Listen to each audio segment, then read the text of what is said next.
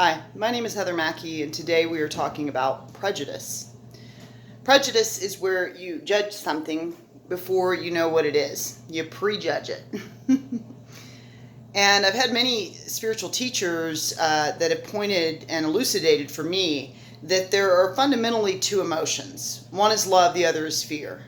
The shaman that I've worked to apprentice with by the name of Lightwalker shared a great wisdom with me that another way we can label fear is false evidence appearing real. That's what it is. It's just false evidence appearing real, which I love. What a great teaching. What a wise man. What a wonderful medicine man. But, love, everything that falls under this spectrum, bliss, loving kindness, joy, all of that falls under the core concept and the core value called love. And prejudice and anger and attack and assault and degradation, all of that falls under the category of the core value called fear. And so let's speak for a moment about prejudice when it comes to pigmentation prejudice, whether you have extra or less. If you are judging someone for the color of their skin, whatever it is, you're not only being prejudiced, you're being racist. That prejudice is specifically assigned to the race that they are. And I, in this flesh costume, have not experienced the systemic racism that my African, Haitian, people of color brethren have been experiencing. I've been experiencing white privilege in this flesh costume in this lifetime. And that means that I have the opportunity to extend it, to help. I can use it like a gift to give back to my brethren, which are at all times one with me. It does not mean that I never face prejudice. I've had someone I dearly love, two people of color having a conversation. I'm standing there waiting to ask a question, and they're talking about a way to disseminate information to a community regarding this topic, and I input my opinion because I'm very learned in and have great awareness that a defensive person cannot hear you.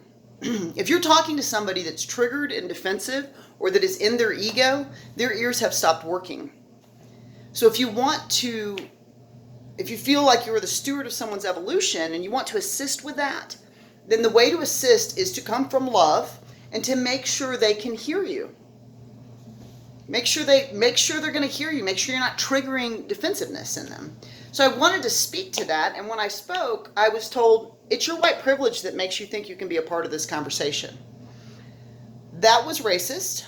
It was me being a human that makes me think I can be a part of a conversation.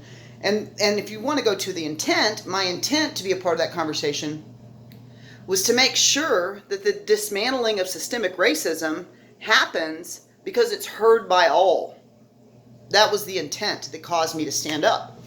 So I forgive that beautiful soul that I dearly love still until this day, because when you are a person of color and you are indoctrinated into a systemically racist society, like attracts like, and it can be very easy when you've faced constant oppression, which I'm sure her soul has in her current flesh costume that I have not.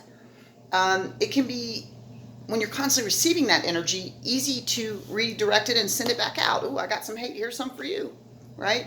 So I want to have compassion, and it is important. If you're walking around in a white privileged flesh costume, what that means is when you get pulled over by a police officer, you are very likely not having thoughts about being murdered, having drugs planted in your car, being, assaulted, you're not fearing that, and you're not having a lot of abject fears about going to jail.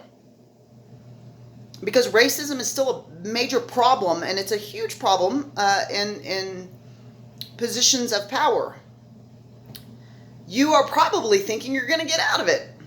That is one example of how white privilege shows up.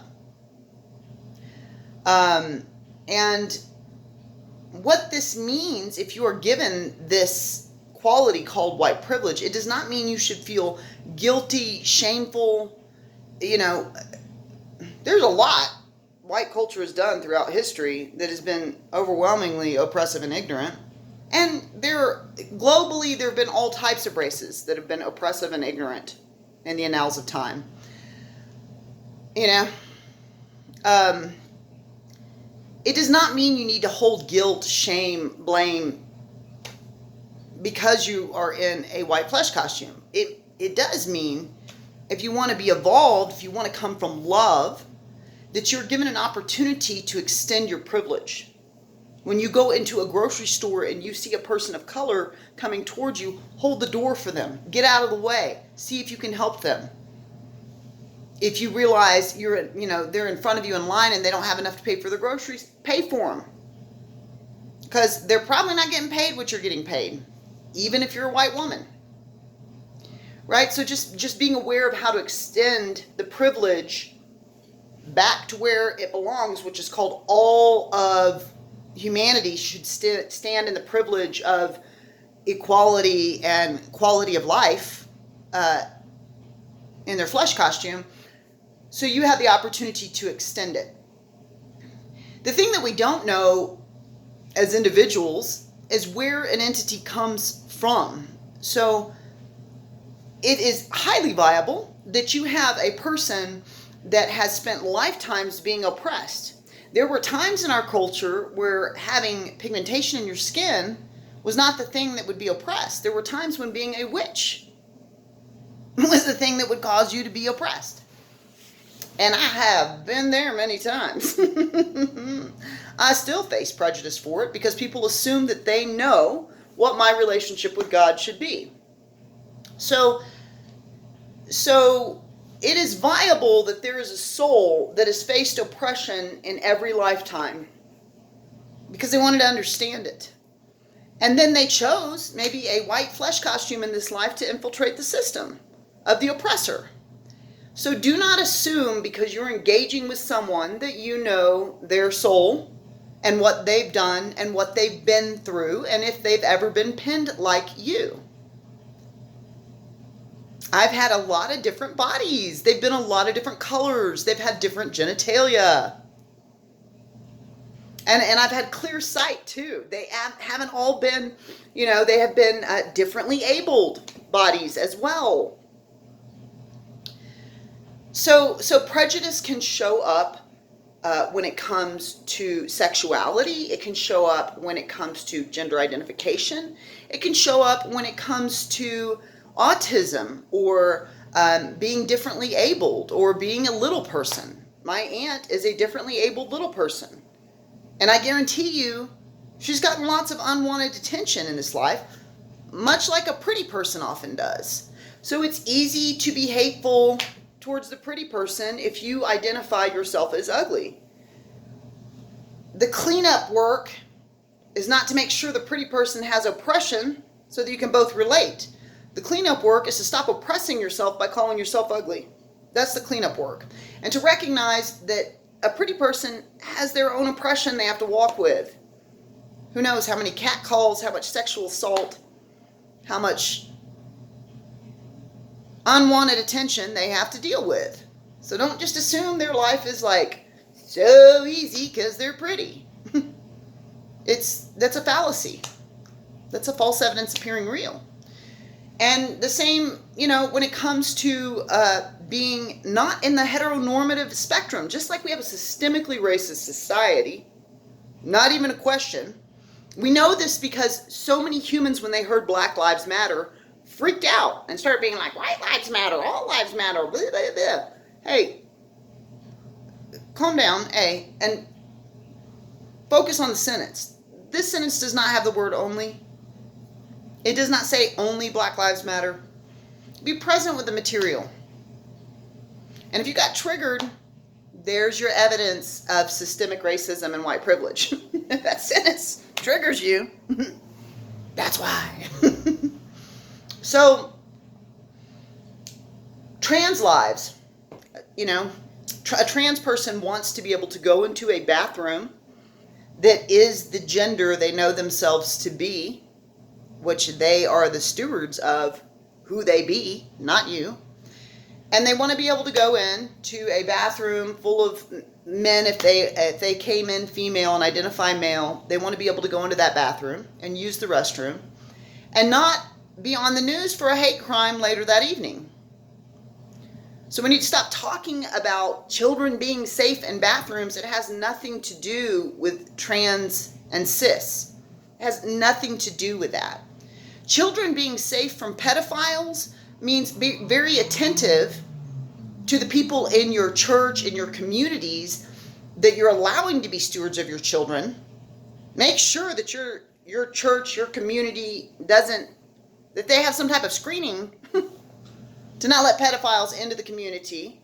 Be aware if you let your son go to Boy Scouts, if there's a pedophile in there, because guess where the pedophile is going to go?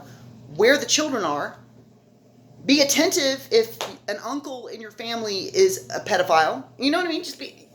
You be a steward of your child and their safety. That's your job. And don't try to put this on trans people that there are pedophiles out there. That is a systemically heteronormative, cis heteronormative, the word normative in that is so disgusting, way of being that you are indoctrinated into in this realm. Trans lives deserve better. Black lives deserve better. Beautiful lives deserve better. Rich lives deserve better. I've had prejudices for sure. We all two-legged struggle with that. And one, for me, has been wealthy people.